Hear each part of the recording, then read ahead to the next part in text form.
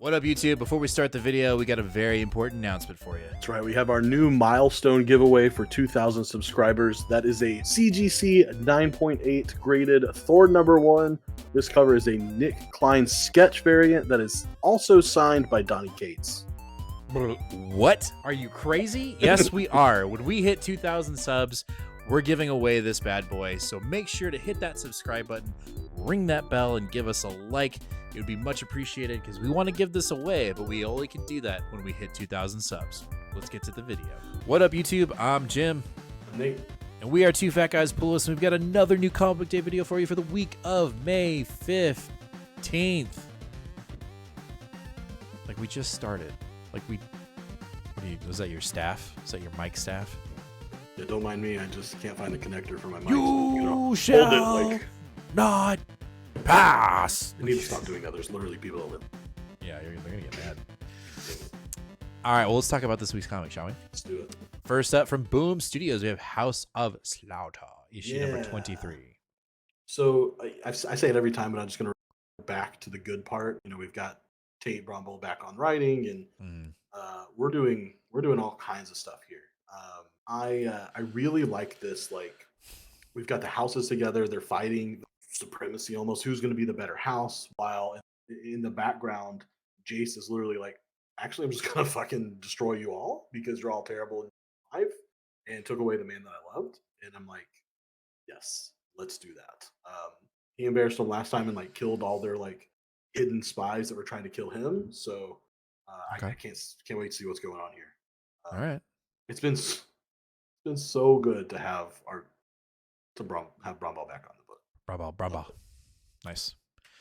All right, over on Image, we got Jeff Lemire's Fish Flies, issue number 6. Okay, so Fish Flies is like already 5 best comic series of all time. We're still not even done. We are winding down though, because it's always been planned to be a 7. And really each issue is a double, so it's really 14. Anyway, here we are. The last time that we were here, Franny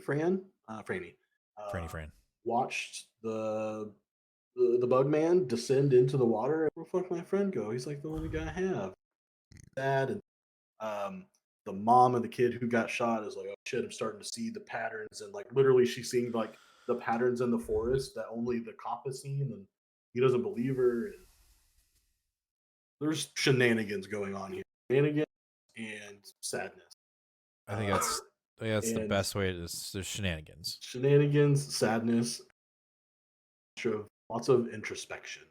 Okay. So this I don't usually do trigger warnings, but if trigger warning, it's gonna make you cry. Guaranteed. Okay. Got it.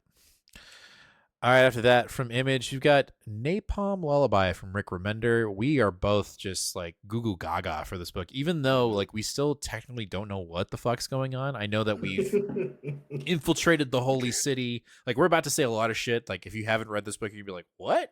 So we've infiltrated the holy city. We've got 2 of these youths that are basically have like psychic abilities that if they're not used properly and or used at all, they'll explode and destroy the whole world. Yes. I think that's probably like, and we're fighting like a controlled worldwide order religion. Yes, like, yeah, that's the big part is the religion, the church is the one that's like controlled. They are the fascist state. Yep, and I think it's been, I think it's been our pick of the week like every time. So like, yeah, this is issue 3. That you know, probably. I just gotta be honest with you. If you think Rick Remender is picking on religion and sacrifice, you need to read this one. He's doing it here. Harder over here. There it is. All right, next up from Mad Cave. We have Sanction issue number 1. Yeah, so this is by Ray Fox, who I've heard about, but I've never read any. But I was like, oh, intrigued. Mad Cave, they've been coming up in my book quickly. They're doing a lot of good books. The Devil Wears Your Face. It's been one of my favorite series. So I was like, you know what? I'm gonna start paying attention.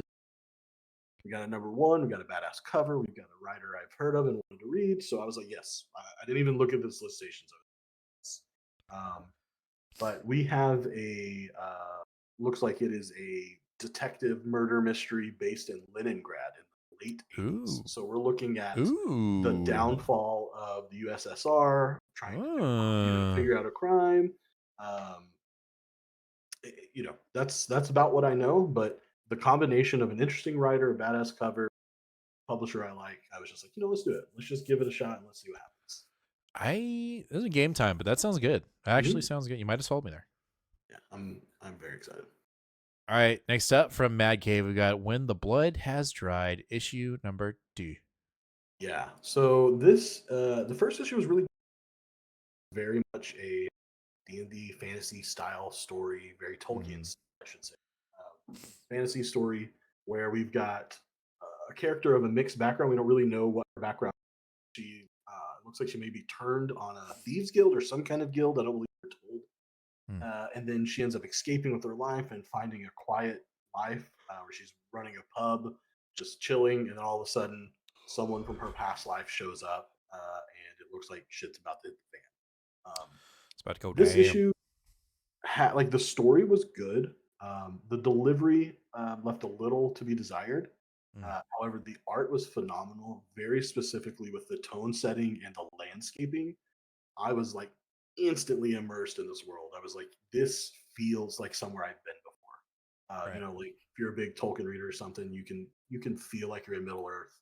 Um, I felt like I was in this world in the first, so I have high hopes for this book. Sounds good. Sounds good. Hey, I'm interrupting the video. It's only because I've got something really important to tell you. I know you know what we're giving away when we hit 2,000 subscribers. I gotta let you know about what we're giving away when we hit 1,250 subscribers.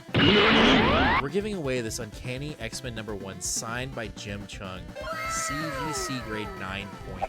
When we hit 1,250 subscribers, you could potentially win this, but you have to be subscribed to our channel. So hit that sub button, ring that bell, give us a like. Let's get back to the video, shall we? All right, jumping over to Marvel, we're going to kick it off with a giant-sized one-shot Doom from Jonathan Hickman.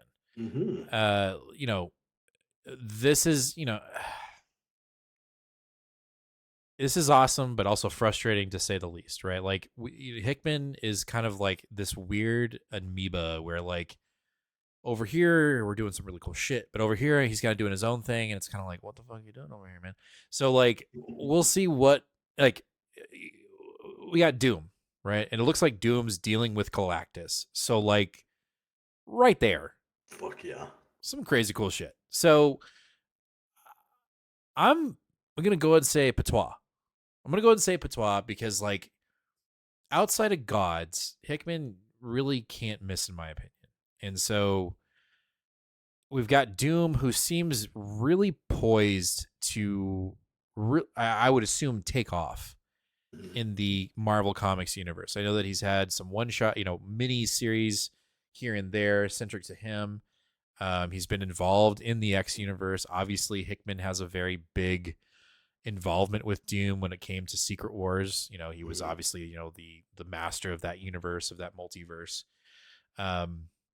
So I anticipate a lot of callback to that. I anticipate a lot of callback to, a ton of Dooms. I mean, it's a Doom book, right? And Jonathan Hickman is one of the best historians when it comes to Marvel comic book history. So there will be a litany of character history littered throughout this issue. And Yeah. I'm excited for it. I actually find it very interesting that everyone's going Hickman, Hickman, Hickman. Can't wait for Hickman's Doom. Sanford Greene is listed first in this book. This is, I think that means a lot, and he's also listed as story, not just artist. Interesting. I I don't know. I think that's something to pay attention to. We bill accordingly, writer and artist. Not that that's the right thing to do, but they usually bill the person who's more influential in storytelling, not the art, but the storytelling. Now, typically, Marvel and DC assume that that's going to be the writer. Sanford Greene is first, so I am really wondering on who's going to be at the. I'm excited either way. Um, I like Sanford Greene's art. This cover's badass, and I think it's a good glimpse into what we're going to get. But It you put doesn't Galactus in a book, I'm going to buy it. I don't care who you say is right at yeah. all. I'm still going to read it. Doesn't sound like it. Looks like Valeria is going to be there, but No Franklin. Yeah, I mean that makes sense. Valeria's always been more doom centered than I Frank. know, but like I'm desperate for Franklin to get back into the fold, but Well, maybe this that's is out of continuity anyway, right? This is basically sure. so. We're not running around in continuity I want to though. I want to. here. I know. I I know. need it. Right. Next up, we have Miss Marvel and Miss Marvel Mutant Menace. I can't remember. I know we were dealing with the Mojoverse in the last issue. Hmm. It does seem like Kamala is just kind of being thrown around right now while Krakoa is ending, and then I think she'll get a fair shot once our new X-Men start. But who knows? This for me is just kind of a silly goose time. Really, all the X books that we're about to talk about for the rest of the show for Marvel, it's just silly goose time at this point until we start our new X-Men books in July. But again, you know, a zombified Cyclops looks like we're about to do something crazy. She's doing great. I am just keep her with the X-Men. I want to see where she goes, and I truly want to see if they actually activate her mutant powers. I think that would be just fucking awesome for the character if we just say, you know what, fuck it, we're doing it. Like Tarragon must be damned. We are full throttle. Miss Marvel has her current abilities and she's getting her mutant abilities at the same time. I'm like, hell Yeah. yeah, let's go. Plus, Uh, every issue of this series has a badass Peach Momoko variant. So yes, yes. Speaking of Peach Momoko, we have Ultimate X-Men issue number 3. And the only you X know, Men comic that matters. yeah, I would agree with that. But again, it matters only because it's not doing what the rest of the X-Men comic books are doing. It's doing its own thing. It's doing Yes. its own original thing, and I'm here for it. I know some people are very irritated with this book, whether it's the artwork or the lack of continuity within the story, and I can just go tell you to go fuck yourselves. I'm sorry. Uh, Peach Momoko has always been an originalist when it comes to her storytelling, and she's going to write the story that she wants, and she's going to write it within the lore that she wants, and that's typically within some form of Japanese history, and I'm here for it. I know we had somewhat of criticism of the last issue at being kind of rushed, but hey, man, like it's just a different story. Mhm. It's not going to hit the same norms as normal American comic books. And to be frank, most of the comics right now that we're reading aren't even adhering to those rules, and they're just doing their own thing. And sometimes it's annoying. But with Peach, I think it's just awesome. So we're establishing these new characters, we're establishing this new lore within the Ultimate Universe. And I love that Marvel, I say this every time. I love that Marvel has just said, "Go, Peach, do your thing." I think Go do your thing. that's incredibly commendable. I agree. I'm really excited too to see we get to see Peach's version of Storm this issue. Yeah, yeah, yeah. Obviously, we have a general consensus of what's like in this universe. We've seen Panther. Um, I really want to see Peach's take on it because obviously it's going to be the best. It's gonna be dope. It's gonna be dope. I'm gonna say right now, potential patois. Mhm. All right, our last Marvel/X book of the night is X-Men Forever issue number 4. We just had issue 3 last week, so it's very clear that Marvel's like, hurry the fuck up, let's get this done so we can go ahead and relaunch the X-Men.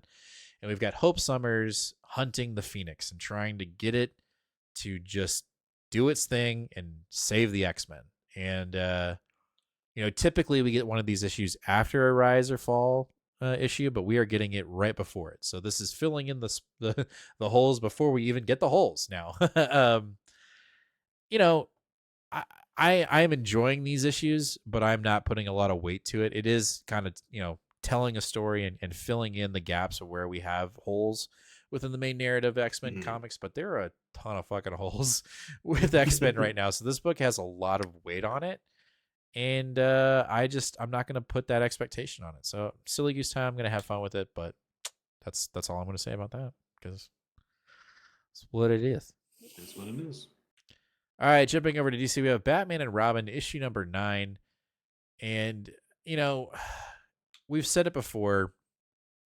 This book is desperate to just be Robin with Flatline and not Batman because the Batman in this book is unrecognizable and he's being roped into the narrative. And I just don't like Williamson. Just drop Batman.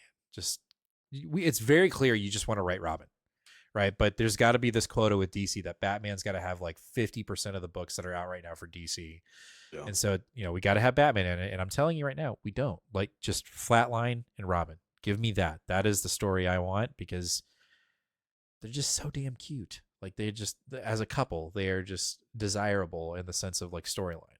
Like, I'd much rather know about them and Damian like kind of having a real life rather than like desperate for his father's approval, yet at the same time he doesn't want to show it. Like, I don't care about that storyline. I want him in high school potentially dating Flatline. That's what I want. Yeah, I last time we had this issue, I said I think I'm probably staying off. Um, we'll see if I have enough time.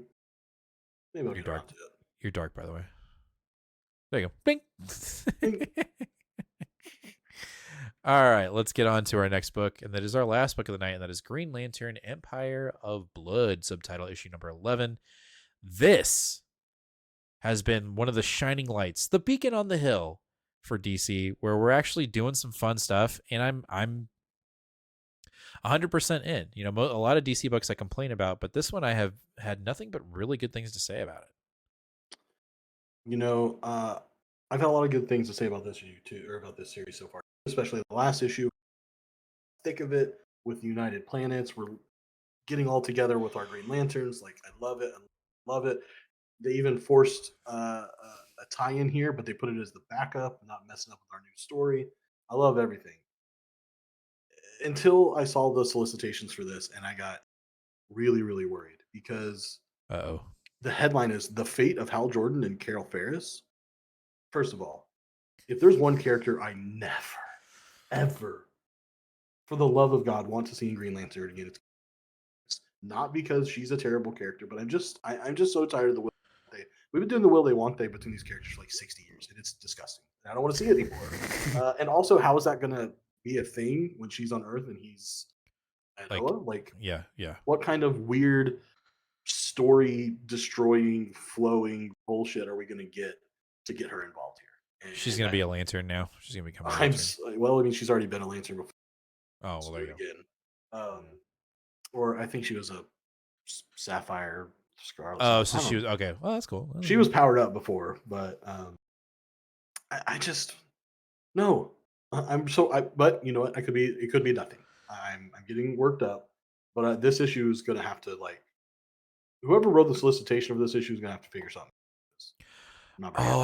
I just got the cover. For some reason, I thought the guy, like the main dude here, was like his hand had the ring on it, but no, he's holding Hal's hand. He's holding Hal's hand. Yeah, I see it now. Interesting. I like the cover. I think the cover's really good. Like, that's covers have been kind of ass on Green Lantern lately. This one's good though. Like, legit. And then when I say ass, like, it looks like Hal's taking a shit. Like, for the past two covers, it literally looks like Hal's like pooping. So yeah. All right, that's going to do it for this week's new Comic Book Day video for the week of May 15th. Let us know down in the comments, what are you picking up today? What are you reading first? And what's your potential pick of the week? Let us know. Make sure to hit that subscribe button, ring that bell, and give us a like. It'd be much appreciated, as we're on the road to 1,250 subscribers, but we can't do it without your help. So please hit damn buttons. Give us that support, because we need it. We'll catch you guys live this Sunday, 8 o'clock p.m. Central Standard Time, where we'll talk about all these books and more, including X-Men 97, because I think it's the penultimate episode.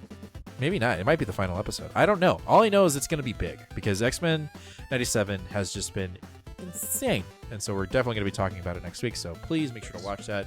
We'll make sure to watch it so we can talk about it this Sunday. As always, fam, be kind to one another and read more comics. Later.